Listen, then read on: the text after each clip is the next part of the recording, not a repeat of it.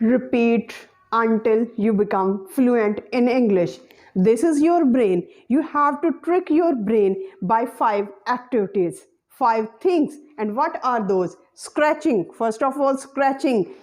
Number 2, copycat. Number 3, fragment your language brain. Number 4 is language learner and scuba divers. Number 5 is eat reps. Now what are these? How they work and how you have to overcook them to the point of saturation in your target language, that is English language. Now I have used 2 words. First of all, I will describe and explain for you overcook and to the point of saturation. Now what is this? Overcook and saturation means you have to repeat time and again and even for 100 times until your brain becomes habituated to this language. Now we are going to discuss this entire 5 new tasks and you will enjoy the lesson a lot, because I was also enjoying the lecture while I was sketching them down on my whiteboard while I was thinking. And I was thinking about the level of your enjoyment when you would attend this lecture. So stay tuned till the end of the video. And the number 1, the very first task, you have to overcook to the point of saturation and you have to repeat until you become fluent in English. And the good thing and the interesting thing is that your brain will constantly involved in this language. You are not reading, you are not doing anything, but you are just involving your brain in the target language. You are putting your head down in the target language. The very first task is scratching. Scratching means put your head down constantly to the thing you want to achieve. Now, how can you do this? For example, you are watching the movie, you are watching a TV shows, a news, anything. Are you reading any novel or series? Now, you do not know anything. What you have to do, you have to document your thoughts. You have to take the sport of guesswords. What would be the meaning of this word? What would be the meaning of this sentence or phrase or this dialogue? You have to give your guess. You have to document your thoughts even if you don't understand. Because when you document your thoughts, when you take notes of what you are thinking, your brain is constantly in that language and your subconscious becomes saturated. Your subconscious picks up important information and store it for you when you are in the conversation. So number 1 point, scratching. Scratching is most important task and you have to perform it deliberately and consciously. Now this task, as you know, that scratching is very time consuming and it is tiring also. It will give you fatigue. So limit your scratching period for 10 minutes a day. 10 minutes a day. It's just like an exercise for you. Number 2 exercise or number 2 thing you have to perform is copycat. Now what is this copycat?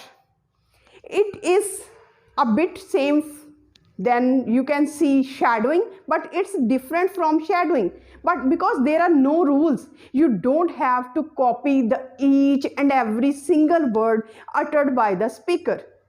But what you have to suppose, you have to just play the recording and then give the pause. And you have to grasp the same emotions. Now I am talking about emotions.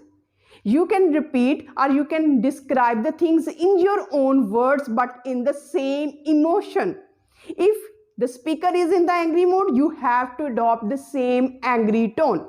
If the speaker is in the happy mode, you have to describe it in the form of happiness or excitement. For example, someone has won the match. Now you have to describe it in your own words, but copy the same accent, copy the same emotions, feel the emotions, and you will see drastic change. And you will see your brain is now constantly involved and interestingly involved in this process of language learning. Number 3 activity is very important activity, and this activity is fragment your language brain. Now, fragment, it means you have to split your brain. You have to break down your brain. No, it doesn't mean. Fragment your English brain, fragment your language brains means that you have to decide. And this activity or this thing is very important for those people who become distracted, who cannot pay whole concentration or attention on their specific task. So you have to decide, you have to just play the jigsaw puzzles, any puzzles, and you have to split your time between attentive and semi-attentive time. And for your attentive task, you have to devote your whole attention on reading, on listening, on watching whatever you are going to perform. For example, what can be the activity for fragmenting your language brain? You can go on a walk. Walk will de-stress your brain. At the same time, it will give you distraction-free environment, because now you are motivated, now you are relaxed, all your pent-up feelings are now released. You are in the position to wholly concentrated on your English language. Now, number 4 activity is language learner and scuba divers. Language learners and scuba divers. Now, what this activity mean? What is the function and how it works? Listen, dear audience, when you are reading a book, when you are just reading a novel, try to get the audio of that novel also.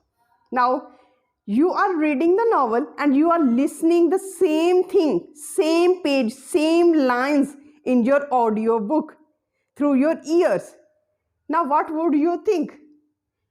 You will grasp, you will understand, and you will come to the point of saturation, because your brain will get understanding of what you are reading, the pronunciation of each and every word what you are reading, and it will pick up the complex structures which otherwise you cannot pick.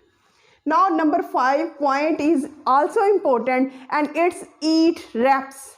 Eat reps means repetition.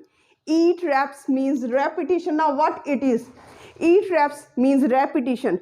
If you are watching a single episode, or you are just picking the cluster of materials of your target language, whether it is the series of Spider-Man, it's the series of Harry Potter, or it is a series of TV dramas or shows, you just have to watch it over and over and over again. You have to overcook it. And you know the benefit or advantage of this? The benefit or advantage of this is that you don't have to memorize the vocabulary, complex structures. You just don't have to pick a huge list of words and meanings and their utilization and their exact context in which they are used. You don't have to make sentences out of them, and you don't have to utilize even them, because when you are listening, for example, if you are listening for 40 to 50 times, you will observe that, like the hymns you were listening in your childhood age, or your prayer hymns, they are still embedded in your soul. Why? Because they were overcooked, because they were repeatedly listened by you until the time they become embedded in your brain, a permanent seat in your brain. So, I hope that these 5 activities, if you perform, you can be fluent in English, but the condition is that you have to perform them repeatedly until your brain gets involved in the target language. Overcook them and see the results. Till the next video, stay happy, stay blessed. Thank you so much. Have a nice day.